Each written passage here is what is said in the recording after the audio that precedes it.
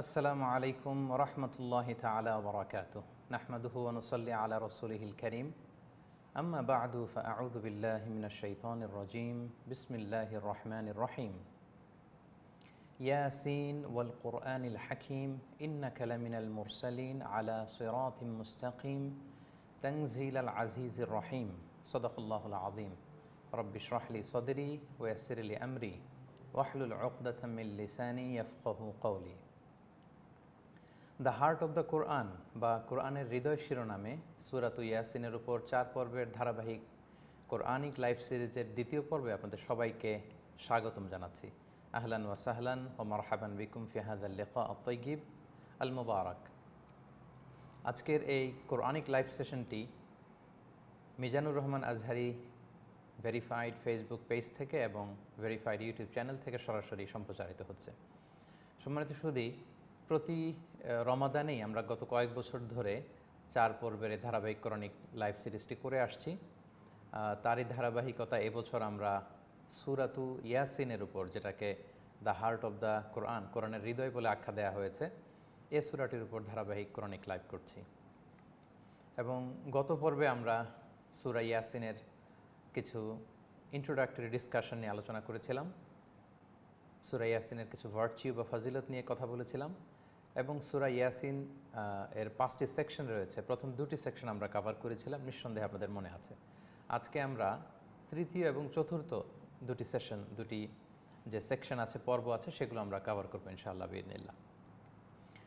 ইতিমধ্যে আমরা দেখতে পাচ্ছি অনেক ভাই বোনেরা আমাদের লাইভটিতে যুক্ত হয়েছেন। আমি একটু দেখতে চাইবো যে আপনারা কে কোত্থেকে যুক্ত হয়েছেন, এবং যারাই যুক্ত হয়েছেন তাদের সবাইকে আন্তরিক শুভেচ্ছা এবং অভিনন্দন জানাচ্ছি। বাংলাদেশ থেকে যারা যুক্ত হয়েছেন, আমি বলবো যে আপনারা কে কোন জেলা থেকে যুক্ত হয়েছেন আমাদেরকে কমেন্ট করে জানান, এবং বাংলাদেশের বাইরে থেকে, প্রবাস থেকে যারা যুক্ত হয়েছেন, কে কোন দেশ থেকে যুক্ত হয়েছেন, আপনারা মেহেরবানি করে কমেন্টে লিখুন। আমি একটু দেখতে চাচ্ছি যে বাংলাদেশের কোন জেলা থেকে এবং বাংলাদেশের বাইরে কোন দেশ থেকে আপনারা যুক্ত হয়েছেন। আমরা শুরুতে একটু দেখে নিব যে কারা কোত্থেকে যুক্ত হলেন, এবং তারপর পরে আমরা আমাদের দ্য হার্ট অব দ্য কোরআন, কোরআনের হৃদয় শিরোনামে 4 পর্বের ধারাবাহিক কোরআনিক লাইভ সিরিজের দ্বিতীয় পর্ব অচিরেই শুরু করছি ইনশাআল্লাহ বিইذনিল্লাহ।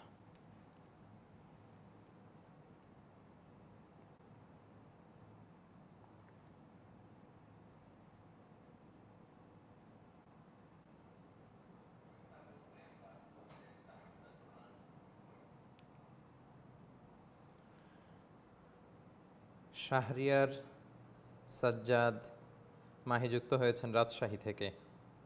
টাঙ্গাইল থেকে যুক্ত হয়েছেন জারিফুল ইসলাম।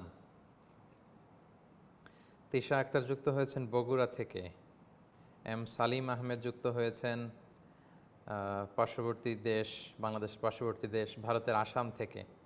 শফিকুল ইসলাম টাঙ্গাইল থেকে। রফিকুল ইসলাম টাঙ্গাইল থেকে। মোহাম্মদ কায়সার বিডি যুক্ত হয়েছেন সৌদি আরব থেকে। মাশাআল্লাহ, তাবারাকাল্লাহ। সবাইকে রমাদানের শুভেচ্ছা। রমাদান মুবারক, রমাদান করিম। তাকাব্বালাল্লাহু মিন্না মিনকুম সলিহাল আমাল। বিএম কাউসার হোসেন যুক্ত হয়েছেন সৌদি আরব থেকে। এমডি নাজমুল হাসান সৌদি আরবের দাম্মাম থেকে যুক্ত হয়েছেন। আরিফ মাহমুদ সৌদি আরব থেকে যুক্ত হয়েছেন।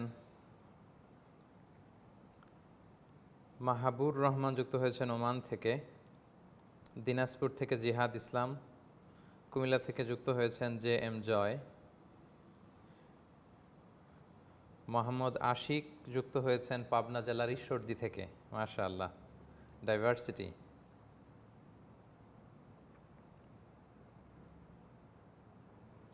এমডি আরাফাত হোসেন যুক্ত হয়েছেন বন্দরনগরী চট্টগ্রাম থেকে। মাশাআল্লাহ। জয়পুরহাট থেকে যুক্ত হয়েছেন মোহাম্মদ রেজওয়ান। সৌদি আরব থেকে অনেক ভাইরা যুক্ত হয়েছেন মাশাআল্লাহ। মনিরুল ইসলাম যুক্ত হয়েছেন সৌদি আরব থেকে।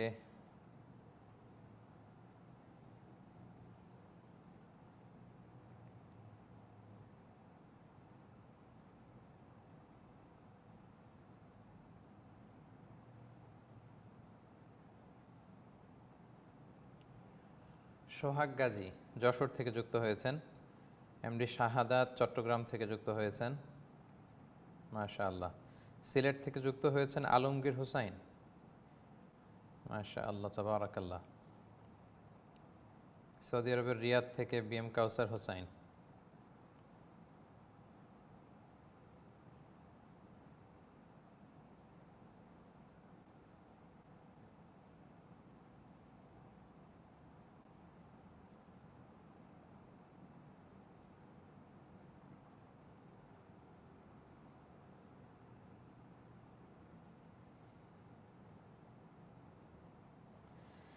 সিলেট থেকে যুক্ত হয়েছেন তানজিলা বিনতে সাইদ।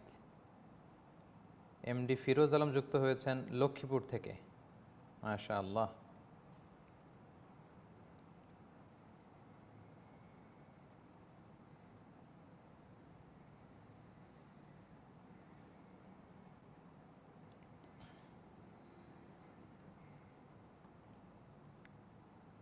ঢাকা থেকে রেজাউর রহমান রিজভী যুক্ত হয়েছেন।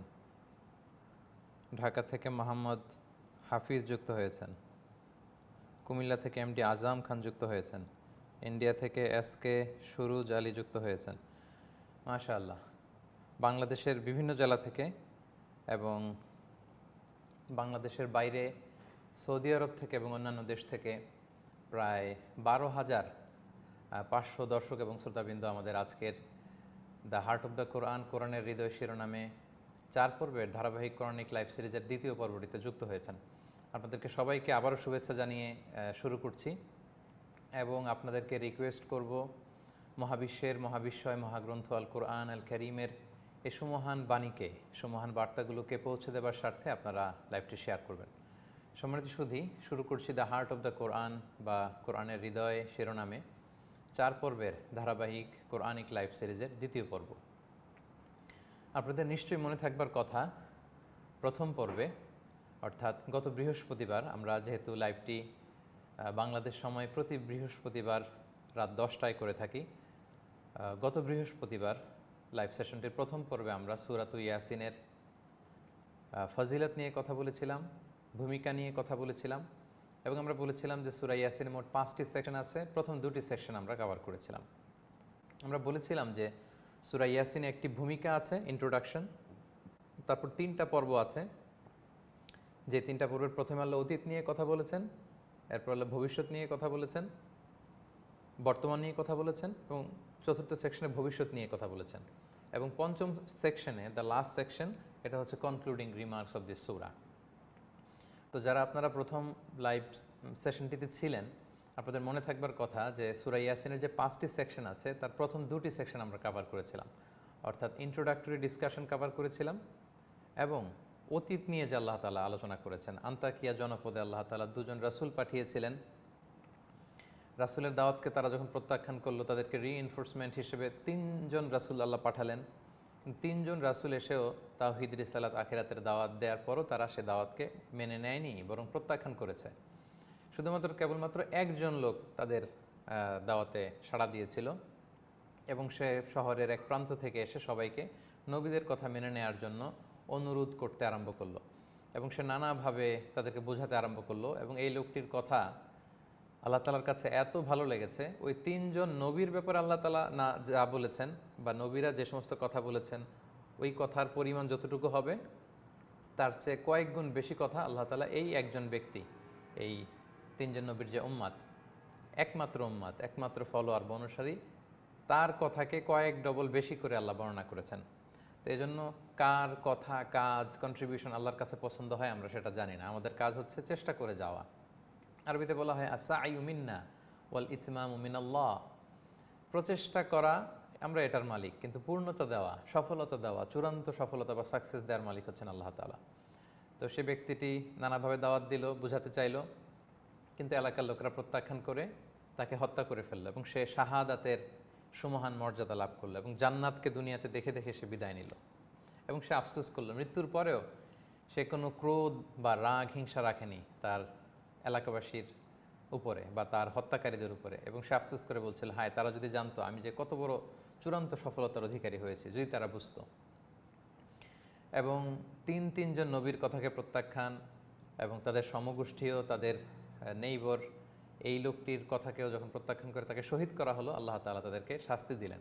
আপনাদের মনে থাকবার কথা, গত পর্বে আমি বলেছিলাম যে আল্লাহ তাআলা সব সময় পাকড়াও করেন না, কিন্তু যখন করেন ভয়ঙ্কর আযাব দিয়ে ধ্বংস করে দেন। এবং আল্লাহ তাআলা বিকট একটি শব্দ নিনাদ, সাউন্ড গ্রেনেডের মাধ্যমে, সাউন্ড ওয়েভ, শব্দ তরঙ্গের মধ্য দিয়ে পুরো জাতিগোষ্ঠীকে আল্লাহ তাআলা ধ্বংস করে দিয়েছিলেন।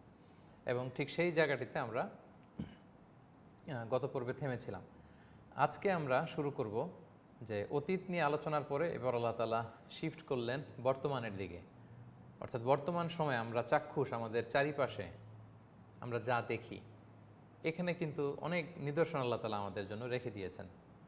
এবং কোরআনের বিভিন্ন জায়গায় আমরা দেখি যে এই নিদর্শনগুলোর দিকে তাকিয়ে আমরা যেন আল্লাহর অস্তিত্বকে বুঝতে পারি, অনুধাবন করতে পারি, হৃদয়ঙ্গম করতে পারি, সেদিকে আল্লাহ তাআলা আমাদের দৃষ্টি নিবন্ধন করতে চেষ্টা করেছেন। তাহলে আমরা শুরু করব সূরাত ইয়াসিনের ৩৩ নম্বর আয়াত থেকে, এবং এটি হচ্ছে ৩ নম্বর সেকশন। সম্মানিত শুধু এই সেকশনে আল্লাহ তাআলা বেসিকলি তিনটি চমৎকার নিদর্শনের দিকে আমাদের অ্যাট্রাক্ট করেছেন, আমাদের অ্যাটেনশনকে ড্র করেছেন, দৃষ্টি আকর্ষণ করেছেন। একটি হচ্ছে মৃত জমিনকে কিভাবে আল্লাহ আকাশের পানি দিয়ে সিক্ত করে জীবিত করেন এবং সেখানে সবুজ ফলমূল আল্লাহ তাআলা কিভাবে সেখানে উৎপন্ন করেন। ২ নম্বর হচ্ছে রাত্রি কিভাবে নিঝুম নিস্তব্ধ হয়ে আমাদেরকে ঢেকে ফেলে, এবং এটার যে একটা নেয়ামত, দিন চলে যায় রাত আসে, রাত চলে যায় দিন আসে, এই যে আহ্নিক গতি, এটা একটা বড় নিদর্শন আল্লাহ তাআলা বলেছেন। এবং ৩ নম্বর যে নিদর্শনটি তিনি আমাদের সামনে প্রেজেন্ট করেছেন সেটি হচ্ছে সাগরের বুক চিড়ে যে নৌযান, জলযান, বড় বড় ক্রুজগুলো, বড় বড় কার্গো শিপগুলো কীভাবে চলে পৃথিবীর এক প্রান্ত থেকে আরেক প্রান্ত, এক কন্টিনেন্ট থেকে আরেক কন্টিনেন্ট, এক মহাদেশ ছাপিয়ে আরেক মহাদেশে কীভাবে পৌঁছে যায়, বিশাল বিশাল কার্গো জাহাজ, বিশাল বিশাল ক্রুজগুলো, এগুলো কিন্তু আমাদের জন্য নিদর্শন। তো এই ৩টি নিদর্শন তিনি সূরাত ইয়াসিনের এই পর্যায়ে উপস্থাপন করে আমাদের দৃষ্টি আকর্ষণের চেষ্টা করেছেন। তাহলে আমরা ৩৩ নম্বর আয়াত থেকে শুরু করতে যাচ্ছি। আউযু বিল্লাহি মিনাশ শাইতানির রাজিম, বিতাড়িত শয়তান থেকে আল্লাহর কাছে পানাহ চাচ্ছি। বিসমিল্লাহির রহমানির রহিম, পরম করুণাময় অসীম দয়ালু আল্লাহর নামে শুরু করছি। ৩৩ নম্বর আয়াত আল্লাহ তাআলা বলছেন, ওয়া আয়াতুল লাহুমুল আরদুল মাইতা, তাদের জন্য নিদর্শন হচ্ছে মৃত জমিন, অনুর্বর মৃত জমিন বা ভূখণ্ড। বেসিকলি আমরা বলেছিলাম যে কোরাইশরা হচ্ছে দ্য প্রাইমারি অডিয়েন্স অফ কোরআন। যদিও কোরআন এসেছে গোটা বিশ্ববাসীর জন্য, কিন্তু প্রাইমারি অডিয়েন্স হচ্ছে কোরাইশ। তো তাদেরকে উদ্দেশ্য করে আল্লাহ বললেন যে ওয়া আয়াতুল্লাহুমুল আরদুল মাইতা, তাদের জন্য নিদর্শন হচ্ছে মৃত জমিন। আহইয়াইনাহা, মৃত জমিনকে আমি জীবিত করি। কিভাবে জীবিত করি এটা এখানে বলেননি, কিন্তু কোরআনের অন্যান্য অনেক আয়াত আল্লাহ বলেছেন যে আকাশ থেকে ওয়ানজালনা মিনাস সামাই মাআন, আকাশ থেকে আমি বৃষ্টি বর্ষণ করি, সাগরের পানিগুলোকে ভ্যাপোরাইজেশন করে উপরে নিয়ে যাই, সেটাকে পুঞ্জীভূত করে ঘনীভূত করে কনডেন্সড করে মেঘমালা তৈরি হয়, মেঘে মেঘে ঘর্ষণে বিজলি চমকায়, সেখান থেকে রেইন ড্রপস হয়ে পৃথিবীতে পড়ে। সেই আকাশ থেকে নেমে আসা জলরাশি যখন জমিনে, মৃত জমিনের মধ্যে পড়ে, জমিন যখন সিক্ত হয়, জমিন উর্বর হয়ে ওঠে। আল্লাহ তাআলা বললেন মৃত জমিন তাদের জন্য নিদর্শন, আর মৃত জমিনকে আমি বৃষ্টির পানি দিয়ে জীবিত করি। এখানে আসলে আল্লাহ তাআলা এই আয়াতের পেছনে নেপথ্যে একটা বিষয়কে রেখে দিয়েছেন। কারণ মক্কার লোকেরা তারা পুনরুত্থানকে বিশ্বাস করতো না, এবং গত পর্বে আমরা বলেছিলাম যে তাওহীদ, রিসালাত এবং আখিরাত এই সূরাটির মূল প্রতিপাদ্য বা সেন্ট্রাল থিম হলেও পুনরুত্থান বা পুনর্জীবন দান করা, এটাকে আল্লাহ তাআলা এই সূরাতে স্পেশালি হাইলাইট করেছেন। বিশেষ করে সর্বশেষ যে সেকশনটি আছে ৫ নম্বর সেকশন, সেখানে আল্লাহ তাআলা চমৎকারভাবে কিভাবে আল্লাহ উঠাবেন, পুনরুজ্জীবন দান করবেন, বাস, নুশুর, এই বিষয়টাকে আল্লাহ তাআলা এস্টাবলিশ করার চেষ্টা করেছেন। তো এই আয়াত দিয়ে তিনি এটাই বোঝাতে চাচ্ছেন যে মৃত জমিনকে যদি আমি আল্লাহ তাআলা জীবিত করি, সেখানে যদি সবুজ শ্যামল গ্রিন কাল্টিভেশন দিয়ে আমি ভরপুর করতে পারি, তাহলে মৃত মানুষকে আমি জীবিত করতে পারবো। হাড় গোড় জীর্ণ শীর্ণ হয়ে মাটিতে মিশে একাকার, তার কোনো অস্তিত্ব খুঁজে পাওয়া যায় না আপাত দৃষ্টিতে, সেখান থেকেও আল্লাহ তাআলা বলেন মিনহা খালাকনাকুম ওয়া ফিহা নুঈদুকুম ওয়া মিনহা নুখরিজুকুম তারাতান উখরা, আমি মাটি থেকে তোমাদেরকে সৃষ্টি করেছি, আবার সেই মাটির কবরেই তোমাদেরকে আমি মৃত্যুর পরে তোমাদেরকে যেতে হয়, আবার সেই মাটি থেকে তোমাদেরকে আমি পুনরুত্থান করব। তো এই আয়াতের পেছনে আল্লাহ তাআলা ওই বিষয়টা রেখেছেন। আমরা প্রায় তাদাব্বুরুল কোরআনের কথা বলি। আল্লাহ কোরআনের অনেক জায়গায় বলেছেন, আফালা ইয়াতাদাব্বারুনাল কোরআন আমা আলা কুলুবিন আকফালুহা। তারা কি কোরআন নিয়ে তাদাব্বুর করে না? তারা কি রিফ্লেক্ট করে না? পন্ডারিং করে না? থিঙ্কিং করে না? তারা কি তাদের রিজনিংকে কাজে লাগায় না? কোরআন নিয়ে কি গবেষণা করে না? নাকি তাদের অন্তরে জং ধরা তালা বসে গিয়েছে? এরকম বিভিন্ন আয়াত আল্লাহ বলেছেন, তারা কি কোরআন নিয়ে গবেষণা করবে না? তো এই তাদাব্বুর শব্দের অর্থ হচ্ছে পেছনের গল্পটাকে খুঁজে বের করা। তাদাব্বুর শব্দের রুট ওয়ার্ড হচ্ছে দুবুর। যারা আপনারা আরবি জানেন তারা বুঝবেন যে দুবুর শব্দের অর্থ বেসিকলি বিহাইন্ড, ব্যাক, পেছন। তো তাদাব্বুর মানে হচ্ছে আয়াতের পেছনে যাওয়া, আয়াতের পেছনের গল্পটাকে ফিগার আউট করা। তো এখানে আল্লাহ তাআলা যদি বলেছেন মৃত জমিন তোমাদের জন্য নিদর্শন, এবং সেই মৃত জমিনকে আমি আকাশের জলরাশি দিয়ে, বৃষ্টি দিয়ে আবার জীবিত করি, এ আয়াতের নেপথ্যের গল্পটা হচ্ছে যে মৃত জমিনকে যেমনি আমি আল্লাহ তাআলা জীবন দেই, পুনর্জীবন দান করি, তেমনি মৃত্যুর পরেও আমি আল্লাহ তাআলা তোমাদেরকে পুনরায় উত্থিত করতে, পুনর্জীবন দান করতে সক্ষম। আল্লাহু আকবার। কত চমৎকারভাবে প্রতিটি আয়াত আমরা যদি এরকম দীর্ঘ সময় নিয়ে গবেষণা করে সেটার পেছনের গল্প বের করার চেষ্টা করি, অনেক কিছু আমরা খুঁজে পাবো। তো আমাদের এই শর্ট সেশনগুলোতে আসলে এত ইন ডেপথ ডিসকাশনের সুযোগ নেই, আমরা কন্টিনিউ করছি। আল্লাহ প্রথম নিদর্শনের কথা বললেন, মৃত জমিন তোমাদের জন্য নিদর্শন, এটাকে আমি জীবিত করি। আর কি করি? ওয়া আখরাজনা মিনহা, আর মৃত জমিন থেকে আমি বের করি হাব্বান, বীজ, সিডস, ফামিনহু ইয়াকুলুন, আর এখান থেকেই তো তোমরা খাও।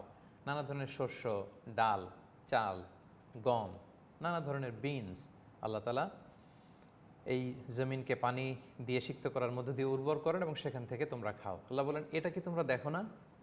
ধুধু মরু প্রান্তর, এক ফোঁটা পানি নাই, তারপর এক পশলা বৃষ্টি এসে এটাকে সিক্ত করলো।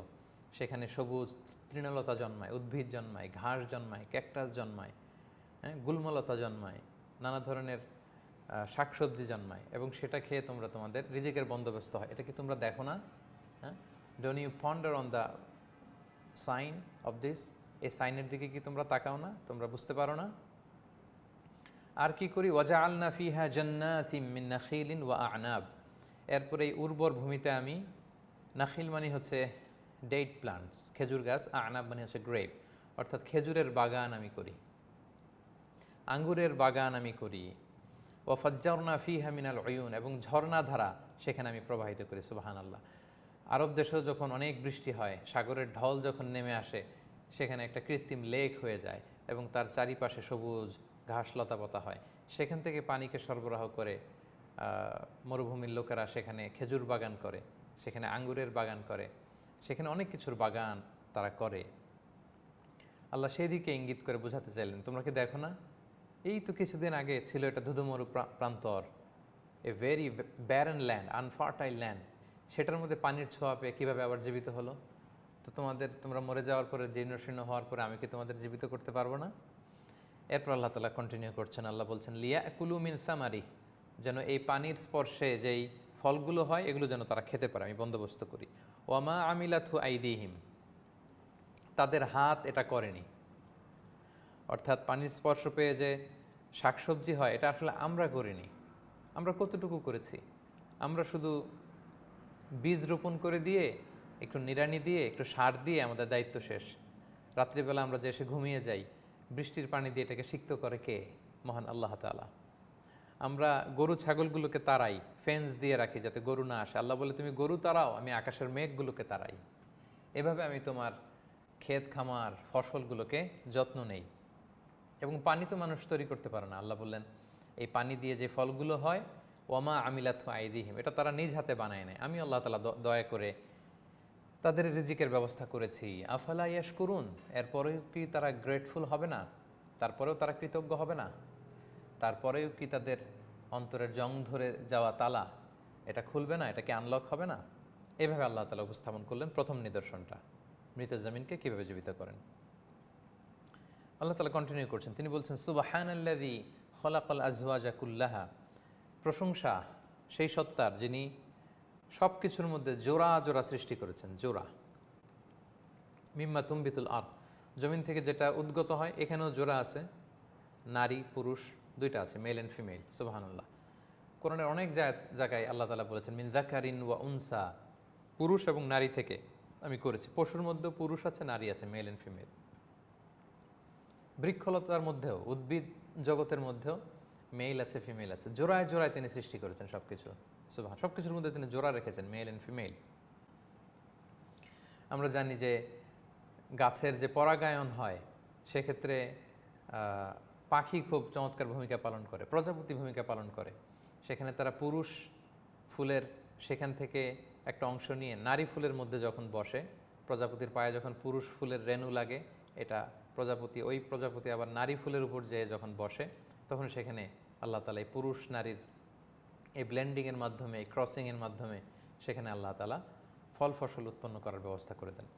ঠিক তেমনিভাবে আল্লাহ তাআলা বলছেন ওয়ামিন আনফুসিহিম, এবং তোমাদের মধ্যে আমি জোড়া রেখেছি, মেল অ্যান্ড ফিমেল। আমরা এখন প্রায় সময় পুরুষ নারী হয়ে যাওয়ার যে ব্যাপারটা আমরা শুনতে পাচ্ছি, নারী পুরুষ হয়ে যাওয়ার ব্যাপার শুনতে পাচ্ছি, একই মানুষ দুই ধরনের ডুয়াল জেন্ডারের কথা আমরা শুনতে পাচ্ছি। এটা কিন্তু কোরআন শক্তভাবে এই আয়াত সহ এবং বিভিন্ন আয়াতের মধ্য দিয়ে এই চিন্তাধারার উপর কুঠারাঘাত করেছে।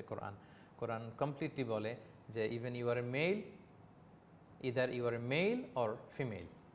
কারণ আল্লাহ তাআলা সব কিছু প্রাণীর মধ্যে, উদ্ভিদ জগতের ভেতর এবং তোমাদের মাঝে, ও দ্য হিউম্যান বিং, তোমাদের মাঝে আমি pairs, I have created you in pairs, জোড়ায় জোড়ায় সৃষ্টি করেছি নারী এবং পুরুষের মধ্যে। তাহলে এই যে ট্রান্সজেন্ডারিজমের যে মতবাদের কথা আমরা প্রায় শুনি, এই ভ্রান্ত মতবাদকে কোরআনের এই আয়াতগুলো কিন্তু সুস্পষ্টভাবে খণ্ডন করছে। ওয়ামিম্মা লা ইয়ালামুন, এবং এরকম আরও অনেক জিনিস আছে যেগুলো তারা জানে না, হয়তো পরবর্তীতে জানবে, সেখানেও এরকম জোড়া আছে। আমরা পদার্থবিজ্ঞানের কথাও যদি বলি, সেখানে কীভাবে মৌলিক পদার্থ, যৌগিক পদার্থ কীভাবে একটার সাথে আরেকটা ক্রসিং হয়ে নতুন মৌলের সৃষ্টি হয়, এই বিষয়গুলোর ভেতরেও কিন্তু এই মেকানিজমটা কাজ করে। আল্লাহ তাআলা এগুলো আমাদের সামনে উল্লেখ করলেন।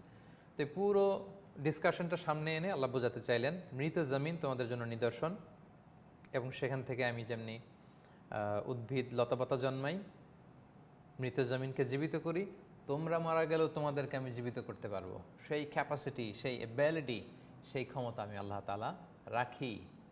এটি হচ্ছে প্রথম নিদর্শন।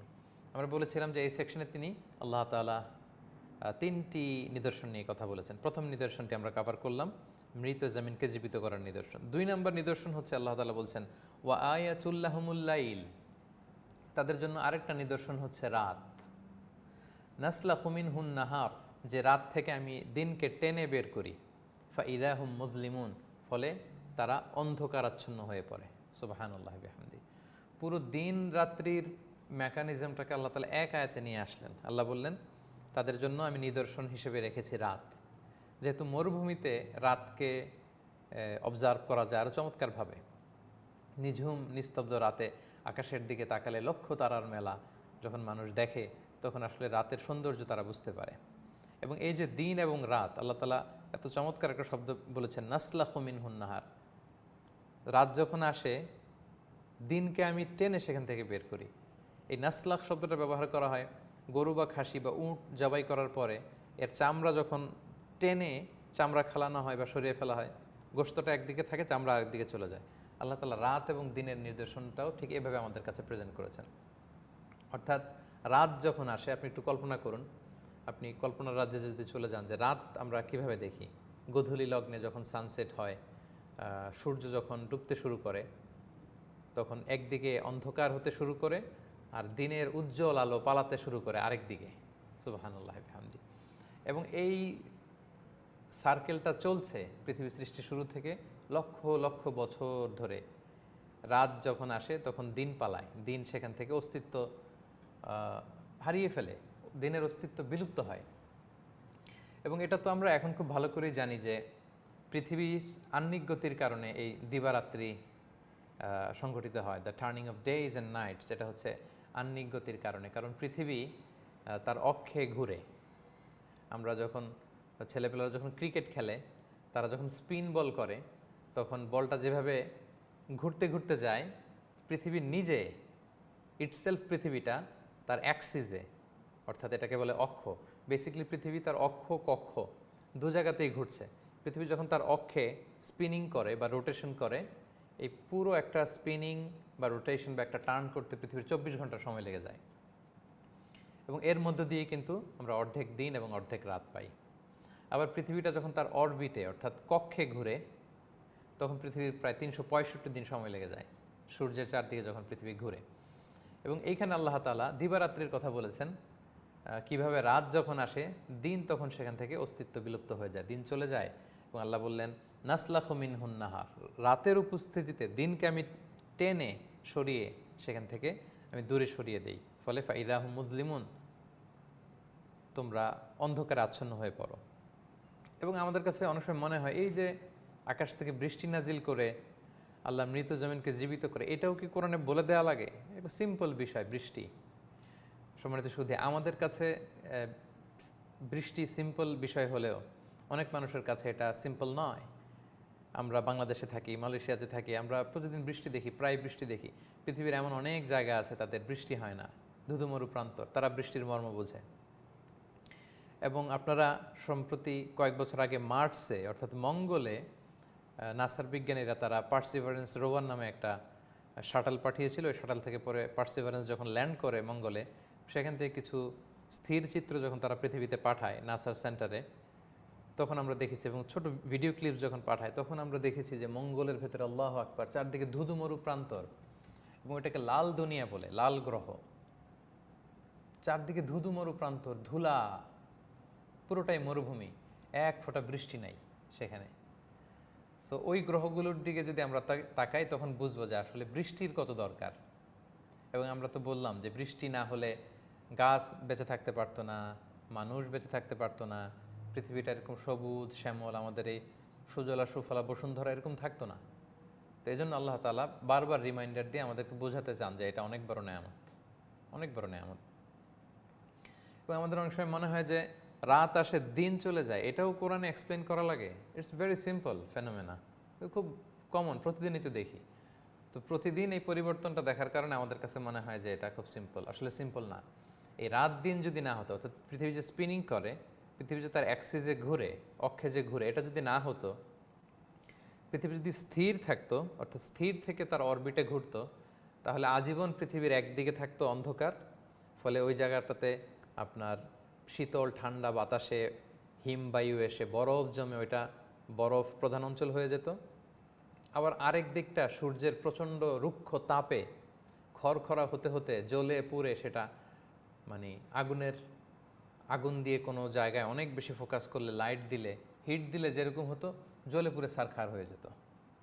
তো তখন আমাদের পৃথিবীর একেবারে যেখানে দিনও না রাতও না, ওই মাঝখানে, এটা সম্ভবত 60 কিলোমিটার অর সামথিং এরকম একটা জায়গা পৃথিবীর সব মানুষের যে বসবাস করা লাগতো, আল্লাহু আকবার। কিন্তু এটা কিন্তু করা লাগছে না। সেই সৃষ্টি শুরু থেকে পৃথিবী তার অক্ষের উপর ঘোরার কারণে আমরা দিবারাত্রি সংঘটিত হতে দেখছি আহ্নিক গতির কারণে, স্পিনিংয়ের কারণে। ফলে প্রতিনিয়ত পৃথিবীর কিছু অংশ অন্ধকার নিঝুম নিস্তব্ধ থাকার সুযোগ পায়, একটা কোমল পরিবেশ পায়। আবার দিনের বেলায় সূর্যের তাপে পৃথিবীর এই অংশটাই আবার ওয়ার্ম হওয়ার সুযোগ পায়। ফলে পৃথিবীতে ঋতুর পরিবর্তন ঘটে, পৃথিবীতে মানুষের থাকার জন্য, বসবাসের জন্য একটা চমৎকার পরিবেশ পৃথিবীর বুকে বজায় থাকে। এবং সেই দিকেই আমাদের দৃষ্টিকে নিবন্ধন করে আল্লাহ তাআলা বললেন, তোমাদের জন্য বড় নিদর্শন হচ্ছে রাত। কারণ রাত না থাকলে আমরা ঘুমাতে পারতাম না, দিনের আলোতে আমরা ঘুমাতে পারি না। দিনের আলো হচ্ছে আমাদেরকে প্রাণচঞ্চল করে তোলে, কর্মচঞ্চল করে তোলে। আর রাতের নিঝুম নিস্তব্ধ পরিবেশে আমাদের দেহ থেকে মেলাটোনিন নামে এক ধরনের হরমোন নিঃসরিত হয়, ফলে আমরা ঘুমাতে পারি। এই যে ব্যালেন্স, 24 ঘন্টার মধ্যে 12 ঘন্টা দিন, 12 ঘন্টা রাত, এটা আল্লাহ তাআলার পক্ষ থেকে একটা বড় নেয়ামত। আল্লাহ বলেন এদিকেও যদি তুমি তাকাও তাহলে তুমি বুঝতে পারবে যে কত বড় নেয়ামতের মধ্যে তোমরা আছো। এবং আমরা এটা বুঝতে পারি না যে পৃথিবীর এক অংশে যখন রাত থাকে আরেক অংশে দিন। এটা যখন মহাকাশ স্টেশন থেকে, স্পেস স্টেশন থেকে যারা চারদিকে, পৃথিবীর চারদিকে আবার এরকম অরবিট করতে থাকে, তারা খুব চমৎকারভাবে দেখে যে পৃথিবীর এক অংশ অন্ধকার হয়ে আছে, আরেক অংশ আলোকোজ্জ্বল, এবং কিছুক্ষণ পরে ওই জায়গাটা আবার আলো হচ্ছে। এবং মোস্ট ইন্টারেস্টিংলি প্রতি মুহূর্তে পৃথিবীর কোথাও না কোথাও সানরাইজ হচ্ছে এবং কোথাও না কোথাও সানসেট হচ্ছে। ফলে এই রোটেশনে পৃথিবীর সব জায়গাতেই দিবারাত্রির এই যে পরিবর্তন, এই বিষয়টা কিন্তু আমরা দেখতে পাচ্ছি। আল্লাহ তাআলা সেটি আমাদেরকে বললেন যে রাত তোমাদের জন্য নিদর্শন, এবং দিনকে আমি রাত থেকে যখন সরিয়ে ফেলি, ফাইদা হুম মুজলিমুন, অন্ধকারাচ্ছন্ন হয়ে পড়ে পৃথিবী। তাহলে দুইটা নিদর্শন আমরা অলরেডি জেনে ফেললাম। এরপরে আল্লাহ তাআলা বলছেন ওয়াশ-শামসু তাজরি লিমুস্তাকাররিল লাহা, আর সূর্য এটা ঘুরছে লিমুস্তাকাররিল লাহা, এটা যেখানে যে স্থিত হওয়ার কথা সেই স্থিত হওয়ার আগ পর্যন্ত সূর্য ঘুরছে। সূর্য ঘুরছে লিমুস্তাকাররিল লাহা। তো এটার তাফসির মুফাসসিরিন ইকরাম অনেক কথা বলেছেন। আসলে বেসিক্যালি সূর্যও কিন্তু ঘুরছে তার অরবিটে, এবং মুফাসসিরিন ইকরাম বলেছেন যে কতবার সে চক্কর দিবে এটা আল্লাহ তাআলা তাকে বলে দিয়েছেন। ফাইনাল চক্করটা কততম চক্করে যে সে থামবে এটা সূর্য ভালো করেই জানে, এবং আল্লাহ তাআলা সুস্পষ্ট তাকে বলে দিয়েছে। আল্লাহ বলেন যালিকা তাকদীরুল আজিজিল আলিম, এটা পরাক্রমশালী মহাজ্ঞানী আল্লাহ তাআলার পক্ষ থেকে সুনির্ধারিত যে সূর্য ঘুরতে ঘুরতে কখন যেয়ে থামবে, কোন জায়গাটাতে থামবে, তার ঘূর্ণয়ন প্রক্রিয়ার কখন এসে সে একেবারে স্তব্ধ হয়ে যাবে, থেমে যাবে, এটা আল্লাহর পক্ষ থেকে নির্ধারিত। এবং সেদিন কিয়ামত হয়ে যাবে, সূর্য সেদিন আলো হারাবে, চন্দ্র সেদিন আলো হারাবে, মানুষ তখন ছানা বড়া হবে। আল্লাহ তাআলা সেদিকে ইঙ্গিত করে বললেন ওয়াশ-শামসু তাজরি লিমুস্তাকাররিল লাহা, সূর্য তার স্থিত হওয়ার জায়গায় যাওয়া পর্যন্ত যতদিন ঘুরবার কথা ঘুরতে থাকবে। যালিকা তাকদীরুল আজিজিল আলিম, মহাজ্ঞানী পরাক্রমশালী আল্লাহ তাআলার পক্ষ থেকে এটা সুনির্ধারিত। এরপর আল্লাহ তাআলা বললেন ওয়াল কামারা কদ্দারনাহু মানাজিলা হাত্তা আদা কাল উরজুনিল কদিম, আর চাঁদের জন্য আমি অনেকগুলো মানজিল তৈরি করে রেখেছি, এবং প্রতিটা মানজিলে যেতে যেতে এক পর্যায়ে চাঁদটা হয়ে যায় কাল উরজুনিল কদিম, পুরাতন বাঁকা খেজুরের ডাল, খরজুর বৃক্ষের যে ডাল, খেজুরের ডাল শুকিয়ে গেলে যেরকম বাঁকা হয়ে একটা শেপ ধারণ করে, আল্লাহ বলে শেষ মানজিলে পৌঁছলে সেটা ওইরকম হয়ে যায়। সুবহানাল্লাহি ওয়া বিহামদিহি। এবং আমরা জানি যে চাঁদের প্রায় ২৮টা মঞ্জিল রয়েছে। প্রথম যখন চাঁদ ভিজিবল হয় কোনো মাসের, তখন এটা খুব চিকন থাকে, সেদিকে আল্লাহ তাআলা বললেন প্রতিদিন এটা মঞ্জিল চেঞ্জ করে, করতে করতে ১৪তম দিনে, চান্দ্র মাসের ১৪তম দিনে এটা ফুল মুন, পূর্ণ চাঁদে রূপ লাভ করে। আবার ১৫তম রাতে সেটা আরেকটু ক্ষয় হতে থাকে, ১৬, ১৭ ক্ষয় হতে থাকে, হতে হতে হতে হতে ২৮ তারিখের দিকে এটা প্রায় ডিসঅ্যাপিয়ার হয়ে যায়, এটাকে আর দেখা যায় না। তার মানে প্রতি রাতের চাঁদের দৃশ্য ভিন্ন ভিন্ন, একদিনের মঞ্জিলের সাথে, একদিনের চাঁদের শেপের সাথে আরেক দিনের বা আরেক রাতের চাঁদের শেপের কোনো মিল নাই। সেদিকে ইঙ্গিত করে আল্লাহ বলেন ওয়াল কামারা কদ্দারনাহু মানাজিলা, চাঁদের অনেকগুলো মঞ্জিল আমি দিয়েছি। কখনো চাঁদ থাকবে মাসে এইদিকে, কখনো এইদিকে, কখনো এইদিকে, কখনো এই শেপে ফুলমুন, কখনো ক্রিসেন্ট অর্ধচন্দ্র, কখনো তার চেয়েও ছোট, এক পর্যায়ে সে ডিসঅ্যাপিয়ার হয়ে যায়। হতে হতে হাত্তা আদা কাল উরজুনিল কদিম, খেজুরের ডাল শুকিয়ে গেলে খেজুরের ডাল যেমনি বাঁকা হয়, এরকম বাঁকা চাঁদও ওঠে। আল্লাহু আকবার। এবং এই চাঁদ কিন্তু পৃথিবীকে কেন্দ্র করে ঘুরছে, পৃথিবীর প্রাকৃতিক উপগ্রহ বলা হয় চাঁদকে। এবং চাঁদের কারণেই কিন্তু আমাদের সাগরে, আমাদের নদীতে লো টাইড বা হাই টাইড হয়ে থাকে, জোয়ার ভাটা যে ব্যাপারটি, এই লো টাইড এবং হাই টাইড চাঁদের কারণে হয়। কারণ পৃথিবীকে কেন্দ্র করে চাঁদ যখন ঘুরে, চাঁদের এই রোটেশনের কারণে, এই আকর্ষণের কারণে পৃথিবীর সাগরের পানিগুলো উথাল পাতাল করে, কখনো এক পাশে উপচে পড়ে, কখনো আরেক পাশে টান খায়। এটা আমরা খুব সহজে বুঝবো। আমরা খুব দ্রুত বেগে চলে যাওয়া, খুব স্পিডে হাইওয়েতে যখন কোনো বড় ট্রাক চলে, লরি ট্রাক চলে, খুব স্পিডে একটা লরি ট্রাক যাচ্ছে, আপনি আপনার কার নিয়ে যখন ওই লরির পাশ দিয়ে ক্রস করবেন, তখন মনে হচ্ছে যেন গাড়িটা, ওই কারটা লরির দিকে লেগে যাচ্ছে, কেমন যেন একটা অ্যাট্রাকশন, এক ধরনের আকর্ষণ অনুভূত হয়, কারণ পাশ দিয়ে ক্রস করার কারণে। ঠিক তেমনিভাবে আল্লাহ তাআলা পৃথিবীর চারদিক দিয়ে চাঁদ যখন এরকম ক্রস করে, সেটার আকর্ষণে, সেটার টানে আমাদের লো টাইড এবং হাই টাইড হয়। তো সেই চাঁদের কথা আল্লাহ তাআলা উল্লেখ করতে ভুললেন না। তিনি বললেন যে চাঁদকে আমি অনেকগুলো মানজিল দিয়েছি। এবং আরেকটি আয়াতে সূরা নূহ আল্লাহ তাআলা বলেছেন ওয়াজআলাল কামারা ফীহিন্না নূরা ওয়াজআলাশ শামসা সিরাজা, আমি সূর্যকে করেছি জ্যোতিস্বরূপ, চাঁদকে করেছি দ্যুতিস্বরূপ। সূর্য হচ্ছে জ্যোতির্ময়, প্রচণ্ড আলো দিয়ে, আলোর বিচ্ছুরণে পৃথিবীকে উত্তপ্ত করে রাখে, জ্যোতির্ময়। সূর্য হচ্ছে জ্যোতিস্বরূপ। আর চাঁদ হচ্ছে দ্যুতি স্বরূপ, যেখানে সূর্যের মতো প্রচণ্ড তাপ নেই, বরং চাঁদের স্নিগ্ধ আলো আমাদেরকে প্রশান্তি দেয়। আল্লাহ বললেন সে চাঁদের 28টি মঞ্জিল আমি করেছি, এক এক রাতের চাঁদ এক এক রকম। আল্লাহ আকবার। এবং আরবরা তারা চাঁদের প্রতি রাতের চাঁদের একটা একটা নাম আছে। কখনো এটা কামার, কখনো এটা আল বাদার। রাসূল সাল্লাল্লাহু আলাইহি ওয়াসাল্লাম যখন তাবুক যুদ্ধ থেকে ফিরে এসেছিল, মদিনার ছেলেরা গিয়েছিল, তলা আল বদরু আলাইনা মিন সানিয়াতিল ওয়াদা। রাসূল সাল্লাল্লাহু আলাইহি ওয়াসাল্লামকে বদরের সাথে তুলনা করেছেন। আরেকটা আছে হিলাল, হ্যাঁ, আরেকটাকে বলা হয় কামার। এবং মাঝখানের যে উজ্জ্বল 3 রাত, এটাকে বলা হয় বীজ, আরবিতে বলে বিদ, আইয়ামুল বিদ। আমরা 13-14 যে রোজা রাখি, এরকম অনেকগুলো চাঁদের নাম আছে। চাঁদের এবং উটের অনেক আরবি নাম পাওয়া যায়। আরবরা বলে থাকে যে এক উটের প্রায় 400টা আরবি আছে। সুবহানাল্লাহ। এরকম চাঁদেরও প্রথম রাতের চাঁদের এক নাম, দ্বিতীয় রাতের আরেক নাম। আল্লাহ বলেন এভাবে 28টি মঞ্জিল দিয়েছি, সবশেষে চাঁদ চিকন হয়ে তোমাদের কাছে স্পষ্ট হয়ে ওঠে।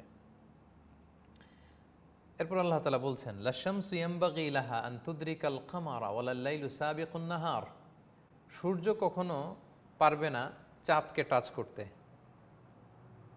রাত কখনো পারবে না দিনের আগে চলে আসতে। সুবহানাল্লাহ।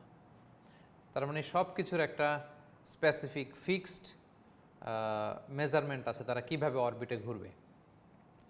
যারা বিজ্ঞান মনস্ক তাদের কাছে এই আয়াতটা ফানি মনে হতে পারে যে এটা আবার কেমন কথা, সূর্য চাঁদকে কেন ধরবে না? কই সূর্য আর কই চাঁদ? সূর্য তো অনেক দূরে, পৃথিবী সূর্যকে কেন্দ্র করে ঘুরে, আর চাঁদ পৃথিবীর চারদিকে ঘুরে। সো চাঁদ আর সূর্য কি এক হলো? আসলে আমাদের মনে রাখতে হবে যে কোরআনের বর্ণনা ভঙ্গিটা হচ্ছে আমরা বাহ্যত যা দেখতে পাই ওইটার আলোকে কোরআন আমাদেরকে বোঝায় বা বলে। এবং কোরআনের প্রাইমারি অডিয়েন্স হচ্ছে কোরাইশরা। আজ থেকে 1500 বছর আগে, যখন সায়েন্টিফিক ইনভেনশন ছিল না, কোনো ডিসকভারি ছিল না, তখন কোরাইশদেরকে যদি আল্লাহ তাআলা বর্তমান নাসার বিজ্ঞানীরা যে নতুন আবিষ্কার এনেছে এগুলো দিয়ে যদি আল্লাহ বুঝাতেন, এটা ওদের মাথার উপর দিয়ে যেত, এটা বুঝতো না। ফলে আমরা দৃশ্যত আকাশে চাঁদ দেখি, আবার এক আকাশে সূর্য দেখি। সো আমাদের কাছে মনে হয় দুইটাই বোধহয় একসাথে ঘুরে, কাছাকাছি ঘুরে। সো আমরা আমাদের খালি চোখে অ্যাপারেন্টলি যা দেখতে পাই ওইটার আলোকে আল্লাহ তাআলা আমাদেরকে বুঝবার জন্য বলেছেন যে লাশ-শামসু ইয়ানবাগি লাহা আন তুদরিকাল কামার ওয়ালাল লাইলু সাবিকুন নাহার। সূর্য কখনো ঘুরতে ঘুরতে চাঁদকে ধরবে না, যদিও দুই দিকের, কিন্তু যেহেতু আমরা দেখতে পাই এক আকাশে, আল্লাহ বলেন যে সূর্য সূর্যের দিকে ঘুরে, চাঁদ চাঁদের দিকে ঘুরে, এবং দিন রাতকে ক্রস করে না, রাত দিনকে ক্রস করে না। সুবহানাল্লাহ। এই যে আমরা এত বছর ধরে সময় করে সেই উষা লগ্নে সূর্য ওঠে এবং সময় বাধা সেই গোধূলি লগ্নে সূর্য ডুবে। কখনো কি এমন হয়েছে যে মাঝরাতে সূর্য উঠতে শুরু করেছে? না। কখনো কি এমন হয়েছে ভর দুপুরে, দুপুর 12টা-1টার দিকে নিঝুম রাত্রি নামতে শুরু করেছে? না। মহাবিশ্ব সৃষ্টির বিগ ব্যাং এর মধ্য দিয়ে যে বিস্ফোরণ হয়েছে, যখন টাইম এবং স্পেস শুরু হয়েছে, the concept of time and space, ঠিক তখন থেকে এই সানরাইজিং এবং সানসেটিং, এই রোটেশন, স্পিনিং, এই অ্যাক্সিস এবং অরবিটের উপরে ঘূর্ণন প্রক্রিয়া চলছে, নিয়ম মেনে চলছে। আল্লাহ বলেন কোনোটাকে ক্রস করবে না, আমার বেঁধে দেওয়া নিয়ম অনুযায়ী তারা চলে। ওয়া কুল্লুম ফি ফালাকিন ইয়াসবাহুন। মহাশূন্যে সব কিছু ঘুরছে। আল্লাহু আকবার। 1500 বছর আগে আল্লাহ এটা কনফার্ম করেছেন। আজ থেকে অল্প কিছু বছর আগে, মোস্ট লাইকলি 50 ইয়ার্স ব্যাক, বিজ্ঞান এক ধরনের কথা বলতো যে সূর্য ঘুরে, আবার কখনো বলতো পৃথিবী ঘুরে, সূর্য ঘুরে না। এরপরে বললো যে না, পৃথিবী স্থির, সূর্যকে যেহেতু ঘুরতে দেখা যায় তাহলে সূর্য ঘুরে। পরে তারা যখন পৃথিবীর বাইরে তারা মহাকাশ স্টেশনে যে সেখান থেকে গবেষণা করতে শুরু করলো, অনেক দূর থেকে অবজার্ভ করতে শুরু করলো, তখন তারা বুঝতে পারলো যে না, সব কিছু ঘুরে। হ্যাঁ, every single thing in the space are rotating. আল্লাহু আকবার। সব কিছু মহাশূন্যে ঘুরছে। আর এই কথাটাই আল্লাহ তাআলা 1500 বছর আগে কনফার্ম করেছেন যে ওয়াকুল্লুম ফি ফালাকিন ইয়াসবাহুন। সব কিছু মহাশূন্যে ভেসে বেড়াচ্ছে। এবং অনেকে কুল্লুন ফি ফালাক এই শব্দটাকে খুব ইন্টারেস্টিংলি উপস্থাপন করে। তারা বলে যে সূর্যকে সামনে রেখে আমরা যে দেখি যে মঙ্গল ঘুরে, মঙ্গলের অরবিটে পৃথিবী ঘুরে, পৃথিবীর অরবিটে নেপচুন ঘুরে, তারপর মার্স ঘুরে, বৃহস্পতি ঘুরে। এই ঘোরার যে রোটেশনটা, এটা কুল্লুন ফি ফালাক এই শব্দের মধ্যে আল্লাহ তাআলা রেখে দিয়েছেন। যদি সুযোগ হয় আমাদের লাইভ সেশনের কমেন্ট বক্সে আমি একটা পিকচার শেয়ার করব, সেখানে আপনারা দেখতে পারবেন। এই আয়াতটা একটু খেয়াল করুন। কুল্লুন ফি ফালাক, কাফলাম ফিয়া ফালাম কাফ, এটাকে বলা হচ্ছে কুল্লুন ফি ফালাক।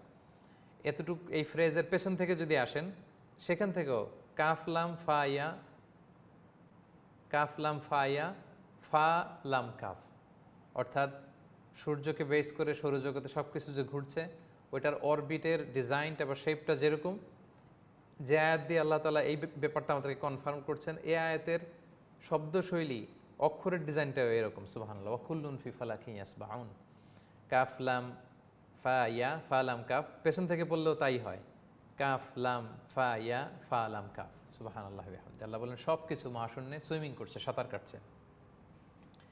তাহলে দ্বিতীয় সেকশন আমি বলেছিলাম 3টা নিদর্শনের দিকে আল্লাহ দৃষ্টি আকর্ষণ করেছেন।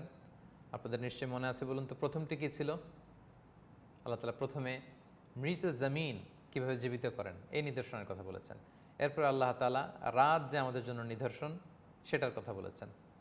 এবং 3 নম্বর নিদর্শনে আল্লাহ তাআলা বলছেন ওয়া আয়াতুল লাহুম আন্না হামালনা যুররিয়াতাহুম ফিল ফুলকিল মাশহুন। 3 নম্বর নিদর্শন হচ্ছে জলযান বা নৌযান। আল্লাহ বলেন তাদের পূর্বপুরুষকে আমি বোঝাই করা জাহাজে আরোহণ করিয়েছি। এই পূর্বপুরুষদের উদ্দেশ্য হচ্ছে নূহ আলাইহিস সালামের কওম, কারণ আমরা সবাই বেসিকলি ডিসেন্ডেন্ট অফ নূহ আলাইহিস সালাম, নূহ আলাইহিস সালামের ডিসেন্ডেন্ট, এবং তারা হচ্ছে আওয়ার অ্যানসেস্টার। নূহ আলাইহিস সালাম যে জোড়ায় জোড়ায় ওই নৌকাতে উঠিয়েছিলেন যাদেরকে, তারাই আমাদের পূর্বপুরুষ, কারণ বাকিরা তো সবাই সাগরে বন্যার পানিতে ডুবে মারা গিয়েছিল। তো আল্লাহ বলেন তারা কি দেখে না তাদের পূর্বপুরুষদেরকে কীভাবে আমি বোঝাই করা জাহাজে উঠিয়েছি। ওয়া খালাকনা লাহুম মিন মিসলিহি মা ইয়ারকাবুন, এবং এরকম আরও অনেক কিছু আমি তৈরি করেছি যেটার উপর তারা আরোহণ করে। অনেকে বলে যে জাহাজ আল্লাহ বানিয়েছেন, এটাও বলা লাগে কোরআনে। সুবহানাল্লাহ। কোরআনের অনেক আয়াতে আল্লাহ বলেছেন আল ফুলকিল্লাতি তাজরি ফিল বাহরি বিমা ইয়ানফাউন নাস, এবং তারা কি সেই নৌযান বা জলযানগুলো নিয়ে গবেষণা করে না, যেগুলো মানুষ নিয়ে সাগরে চলে। এই দৃশ্য যদি কাছ থেকে কেউ না দেখে, কার্গোর শিপগুলো যে কত বড়, আমি পশ্চিমা দেশগুলোতে দেখার সুযোগ হয়েছে। The icon of the ocean, the biggest cruise in the world. সুবহানাল্লাহ। এটার সামনে দাঁড়ালে এটাকে একটা বিশাল দৈত্যের মতো মনে হয়, এবং 20 থেকে 25 তলা কন্ডোমোনিয়াম বিল্ডিং যেগুলো আছে, এরকম 10 থেকে 15টা কন্ডোমোনিয়াম বিল্ডিং একসাথে দাঁড় করালে যে শেপ হবে, এই ক্রুজগুলো এত বড়, 10টা কন্ডোমোনিয়ামকে একসাথে জোড়া লাগালে। এবং এই এক একটা শিপে, the Royal Caribbean ship, the icon of the ocean, এই টাইপের বড় বড় ক্রুজগুলোর ভেতরে প্রায় 3000 হোটেল রুম আছে, 8-10টা রেস্টুরেন্ট আছে, ওখানে ফুটবল খেলার মতো স্টেডিয়াম আছে, সুইমিং পুল আছে, ওখানে কনভেনশন সেন্টার আছে, ওখানে ওদের সিনেপ্লেক্স আছে, ওদের থিম পার্ক আছে। It's like a entire city. এটা কাছে গেলে মনে হবে যে বিশাল একটা শহর। তো এটা যখন হাজার হাজার মানুষকে নিয়ে, এত অ্যাক্টিভিটিস নিয়ে সাগরের মাঝখান দিয়ে ভেসে বেড়ায়, এই দৃশ্য আপনি না দেখলে বুঝতে পারবেন না যে কেন আল্লাহ তাআলা বলেছেন আল ফুলকিল্লাতি তাজরি ফিল বাহরি বিমা ইয়ানফাউন নাস। এবং বড় বড় কার্গো শিপগুলো আমার দেখার সুযোগ হয়েছে, লক্ষ লক্ষ টন ওজন নিয়ে, হাজার হাজার কন্টেইনার, এক এক কন্টেইনারে শত শত মন গুডস মানে প্রোডাক্ট সেখানে রাখা যায়। এবং বিশাল দৈত্যের আকারে যখন সাগর পাড়ি দেয় এই ক্রুজগুলো, এই কার্গো শিপগুলো, তখন কোরআনের এই আয়াতের বাস্তবতা এবং কেন আল্লাহ তাআলা এভাবে আমাদের কাছে তুলে ধরেছেন সেটা খুব স্পষ্ট হয়। এবং এগুলো যদি ওখানে ডুবে যেত, আমাদের বাঁচার সুযোগ ছিল না, কিন্তু এই শিপগুলো ডুবে না। এরকম হাজার হাজার মানুষ নিয়ে, এত বোঝাই করা মালামাল নিয়ে ঠিকই এক মহাদেশ থেকে আরেক মহাদেশে চলে যায় সেফলি। আল্লাহু আকবার। আল্লাহ সেদিকে আমাদের দৃষ্টি আকর্ষণ করে বলেছেন, তোমাদের পূর্বপুরুষদেরকে যে আমি বোঝাই করা জাহাজে চড়িয়েছি সেদিকে তোমরা দেখো না, এটা একটা আয়া, সাইন। মৃত জমিনকে জীবিত করি, এটা যেমনি সাইন, নিঝুম নিস্তব্ধ রাত যেমনি তোমাদের জন্য সাইন, তেমনি সাগরে যেমনি নৌযান জলযানগুলো ভেসে বেড়ায় সেগুলোও সাইন। এবং এটা ছাড়াও আরও অনেক কিছু সৃষ্টি করেছি যেগুলো দিয়ে তোমরা রাইডিং করো। যেমন আরবরা উটের উপর রাইডিং করতো, এবং উটকে বলা হয় কি বলে, অর্থাৎ মরুভূমির জাহাজ বলা হয়, the ship of the desert বলা হয়। এবং দুইটার চলার প্রক্রিয়ায় অনেক মিল আছে। সাগরের মধ্যে যখন ঢেউ খেলে, যখন দুলে দুলে জাহাজ চলে, তেমনি কাফেলাগুলো যখন মরুভূমির উপর দিয়ে চলে, আপনি যদি কখনো উটে বসে থাকবেন যে আপনাকে এরকম দুলে দুলে উটের কুচ ধরে হাওদাস থাকে এরকম দুলে দুলে আপনাকে চড়তে হবে। তা আল্লাহ বলেন এগুলো আমি সৃষ্টি করেছি। এবং সাগরে যখন তোমরা যাও নিরাপদ সফর করে ফিরে আসো, আল্লাহ বলেন ওয়া ইন্নাশা নুকরিকুহুম, আমি চাইলে তো তাদেরকে ডুবিয়ে দিতে পারতাম। এই বিশাল জলযান্ত ডুবে যাওয়ারই কথা ছিল। কে ধরে রাখে সাগরের উপর এগুলোকে? কে তোমাদেরকে শেখালো? আল্লাহ বলেন আমি পার্সোনালি শিখিয়েছি। কারণ সর্বপ্রথম আমি নূহকে বলেছিলাম ওয়াসনা আইল ফুল খাবি আয়ুনিনা, create the bot under my instruction, আমার ইনস্ট্রাকশনে বানাও। আল্লাহ সুবহানাহু ওয়া তাআলা সাইয়েদনা জিবরাইল আলাইহিস সালামের মাধ্যমে সরাসরি ইনস্ট্রাকশন দিয়ে এই গাছ কাটো, এই গাছের তক্তা বানাও, কাঠের ফলকগুলোকে জোড়া লাগাও, এইভাবে পাল তোলা একটা জাহাজের মতো করো, এইভাবে করো। আল্লাহ তাআলা বলেন আমি শিখিয়েছি কিভাবে এটা ভেসে থাকতে হবে, আমি তোমাদের জানিয়েছি। ওয়া ইন্নাশা নুগরিকুহুম, যদি আমি ডুবিয়ে দিতাম ফালা সারিখা লাহুম ইয়ানি ফালা মুগীসা লাহুম, তোমাদেরকে বাঁচানোর কেউ ছিল না। ওয়ালা হুম ইনকাদুন, তারা পরিত্রাণও পেত না। ইল্লা রাহমাতাম মিন্না, আমার বিশেষ মার্সি ব্লেসিংস দয়ার বদৌলতে তোমরা এই জলযানগুলো দিয়ে নৌভ্রমণ করতে পারো। ওয়া মাতাআন ইলাহিন, এবং নির্ধারিত সময় পর্যন্ত তোমরা বেঁচে থাকো। এই তিনটা নিদর্শন কুরাইশদের কাছে বিষ্ণু ইসা ইসলামের মাধ্যমে আল্লাহ তাআলা পেশ করে এবার আল্লাহ তাআলা তাদেরকে অ্যাড্রেস করে বলছেন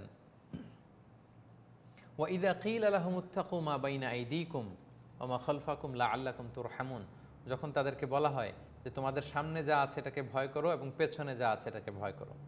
সামনে কোন জিনিসকে ভয় করবে, অর্থাৎ সামনে যে কিয়ামত আসবে এটাকে ভয় করো। আর পেছনে কি আছে? পেছনে হচ্ছে পূর্ববর্তী জাতিগুলোকে আল্লাহ তাআলা ধ্বংস করেছেন, সেটাকে ভয় করো। তাহলে লাআল্লাকুম তুরহামুন, তোমরা রহমত প্রাপ্ত হবে। সম্মানিত শুধু কোরআনে যত ওয়ার্নিং এসেছে ঘুরে ফিরে ওয়ার্নিংগুলো তিন ধরনের। Basically will find three types of warnings in the Quran. এক নম্বর হচ্ছে the warning of the destruction of the previous ummah, পূর্ববর্তী উম্মাদকে কখনো আল্লাহ আগুন বৃষ্টি দিয়ে, কখনো পাথর বৃষ্টি দিয়ে, কখনো বন্যা দিয়ে, কখনো শব্দ তরঙ্গ দিয়ে কানের পর্দা ফাটিয়ে, কখনো এসিড বৃষ্টি দিয়ে নানাভাবে আল্লাহ ধ্বংস করেছেন। এটা একটা ওয়ার্নিং। আরেকটা ওয়ার্নিং কোরআনের ভেতরে পাওয়া যায়, সেটা হচ্ছে কিয়ামতের বিভীষিকাময় পরিস্থিতি আমাদের সামনে যাবে, এটার ওয়ার্নিং কোরআন প্রায় দিয়েছে। এবং সবশেষে the warning of the hell fire, জাহান্নামের ওয়ার্নিং। তাহলে তিনটা ওয়ার্নিং পাওয়া যায়।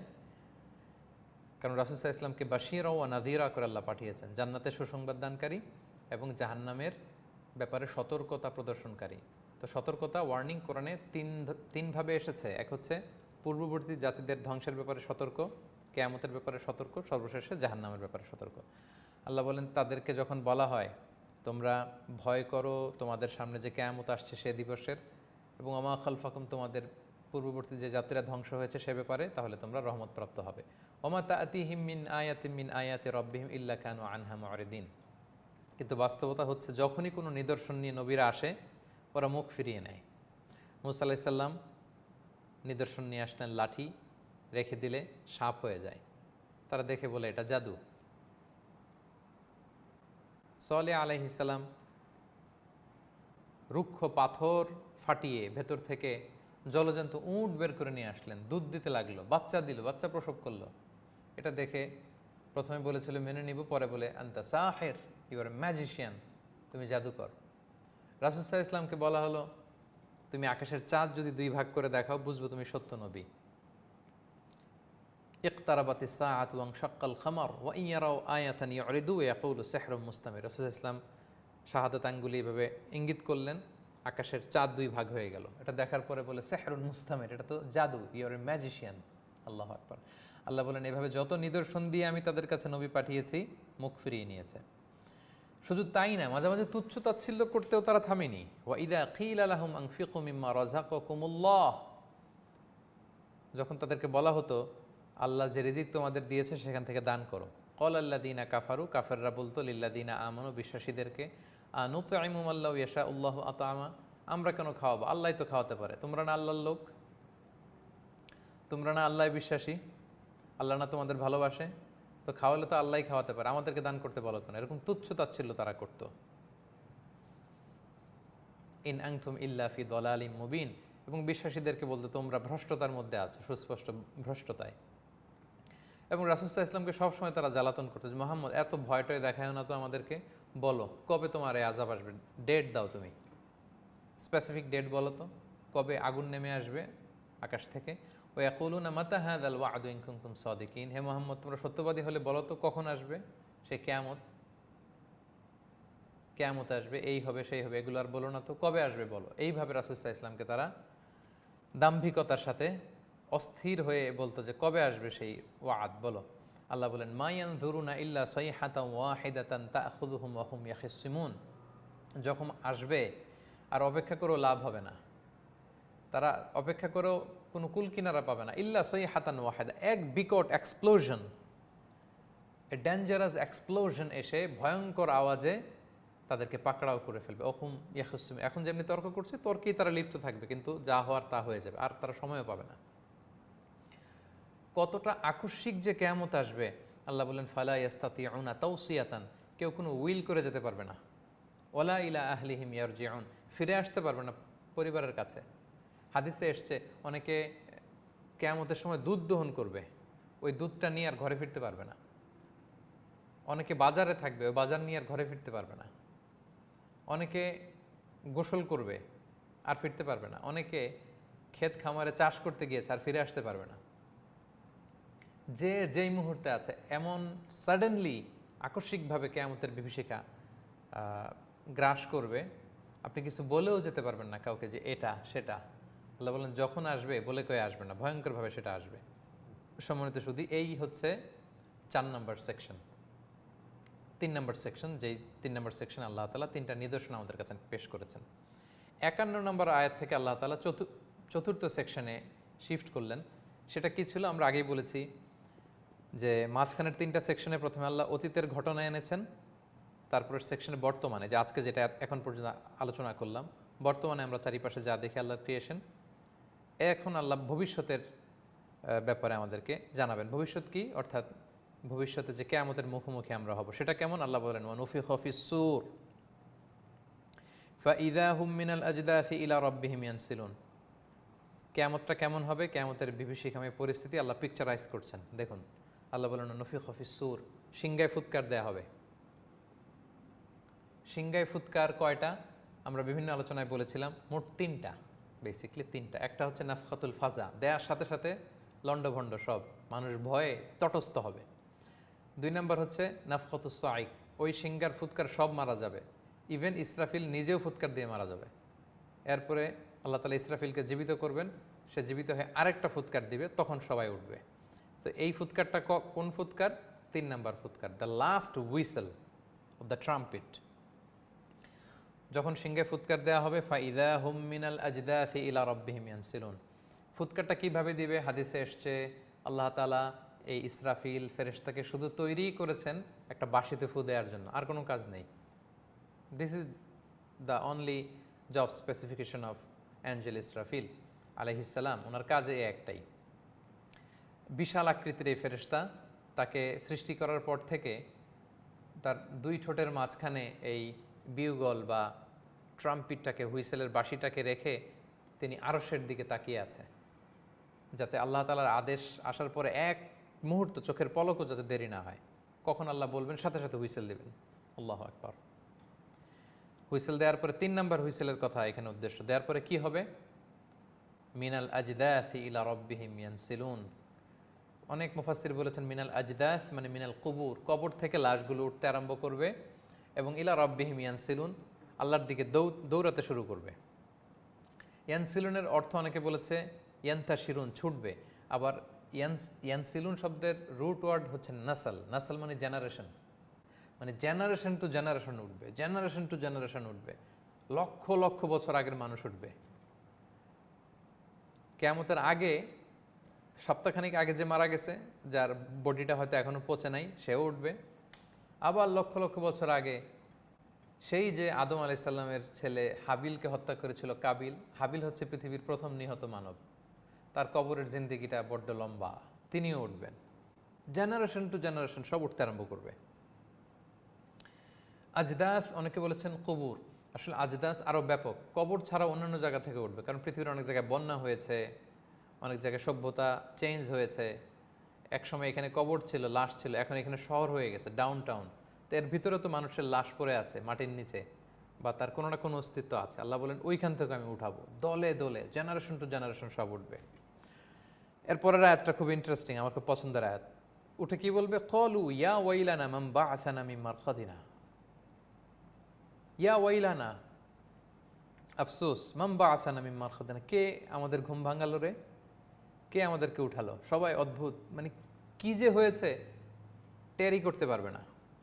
মাঝখানে আমরা যখন গভীর ঘুমে আচ্ছন্ন থাকি, কেউ হুট করে আমাদেরকে বড় আওয়াজে ডাক দিলে আমরা উঠে এখনো সম্বিত ফিরে পাইনি, কেমন যেন আমরা কি কি বলতে থাকি, তাদের অবস্থা এরকম হবে। কে আমাদেরকে উঠালো?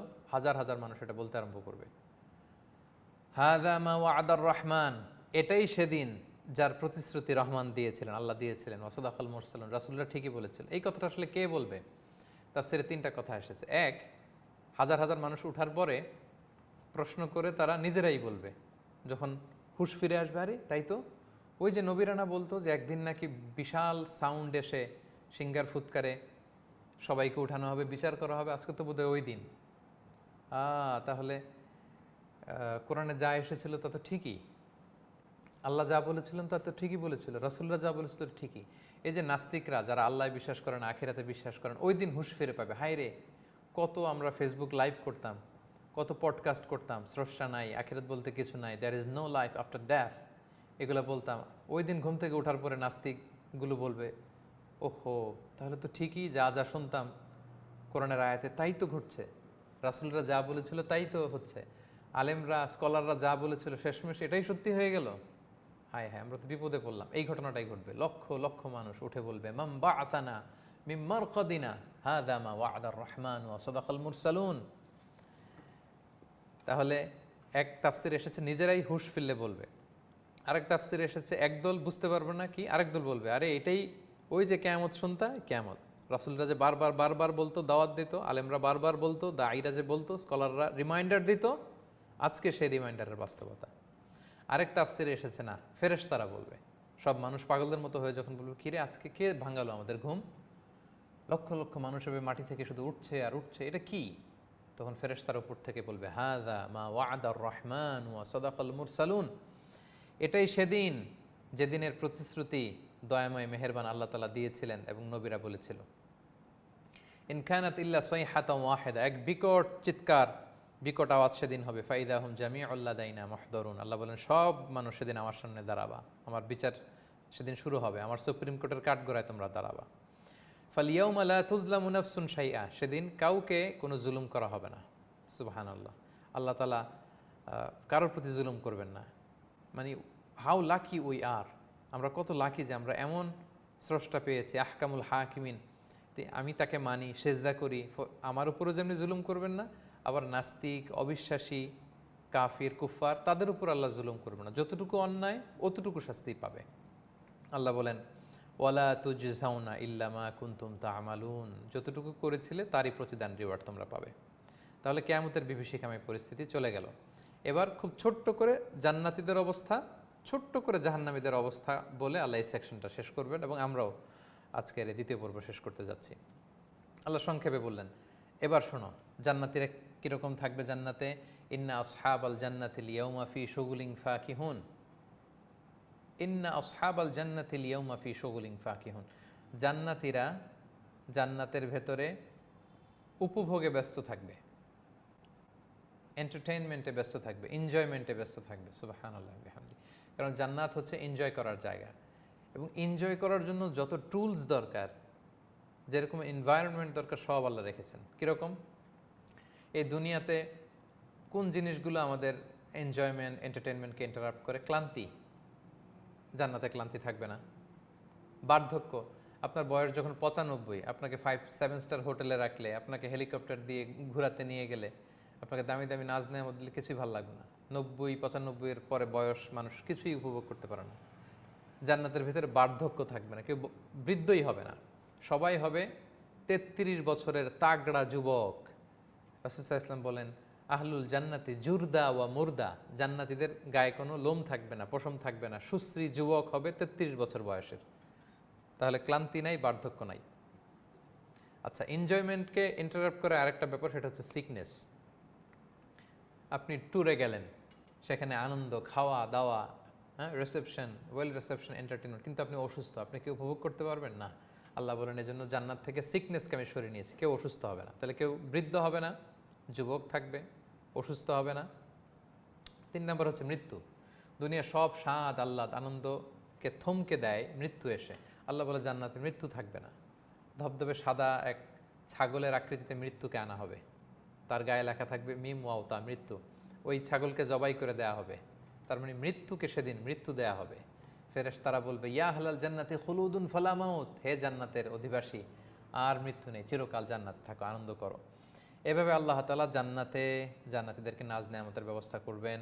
হুম ওয়া আজওয়াজুহুম ফি যিলালিন আলাল আরাইকি মুত্তাকিউন, জান্নাতীরা তাদের সঙ্গিনীদেরকে নিয়ে ছায়াপল্লবীর নিচে এরকম সুন্দর সিংহাসনে হেলান দিয়ে বসবে। জান্নাতীরা মুত্তাকিউন। আমরা যখন একটা 5 স্টার হোটেলের গ্রিন রুমে যেয়ে বসি বা কোনো চমৎকার লাউঞ্জে যেয়ে বসি, সুন্দর চমৎকার সিটিং অ্যারেঞ্জমেন্ট থাকে, চমৎকার সোফা সেট, কুশন থাকে, খাবার থাকে।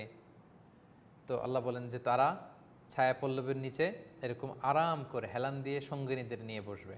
এবং লাহুম ফিহা ফাকিহা, অনেক ধরনের ফলমূলের আপ্যায়ন, এন্টারটেনমেন্ট তাদের থাকবে। ওয়ালা হুম মা ইয়াদদাউন, এক কথা আল্লাহ বললেন যা চাবে তাই থাকবে। ওয়ালাকুম মা তাশতাহি আনফুসুকুম ওয়ালাকুম মা তাদদাউন, যা চাবে তাই। সংক্ষেপ কথা। অনেকে বলে শাইখ জান্নাতে কি এটা থাকবে?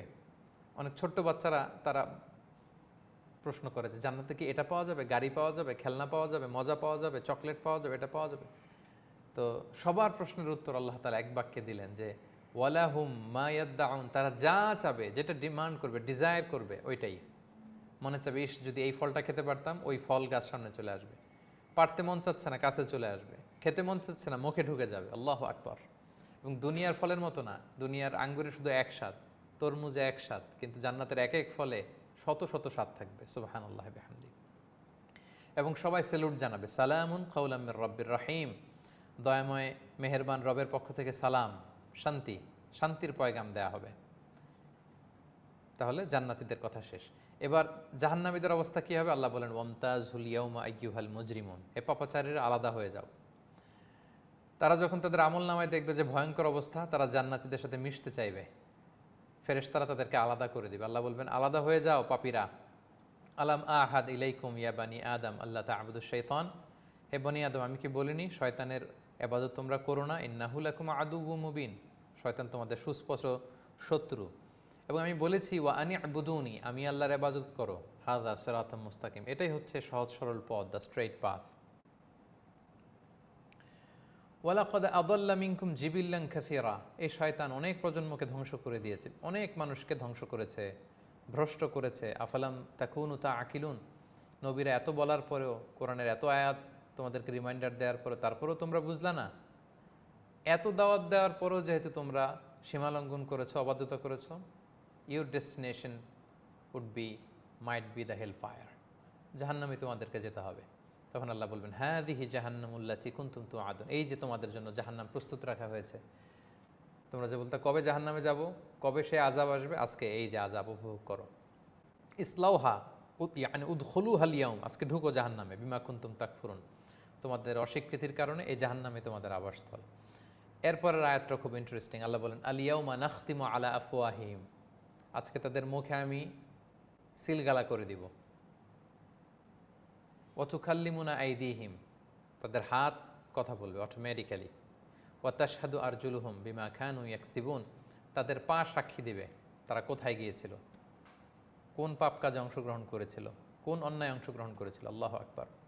মানুষ অবাক হয়ে বলবে লিমা শাহিদতুম আলাইনা, হে হাত, হে চামড়া, কেন তুমি আমার বিরুদ্ধে কথা বলছো? তোমাকে কত যত্ন নিয়েছি, কত লোশন মেখেছি, কত ক্রিম দিয়েছি, কত পারফিউম দিয়েছি, কত যত্নে তোমাকে আমি হাত পাগুলোকে আমি টেক কেয়ার করেছি, তোমরা আমার বিরুদ্ধে সাক্ষ্য দিচ্ছ? তারা বলবে আনতাকান আল্লাহ আনতাকা কুল্লা শাই, যে আল্লাহ সবাইকে কথা বলার সুযোগ দিতে পারেন, সে আল্লাহ আজকে আমাদেরকে সুযোগ দিয়েছেন, আমরা সাক্ষ্য দিচ্ছি।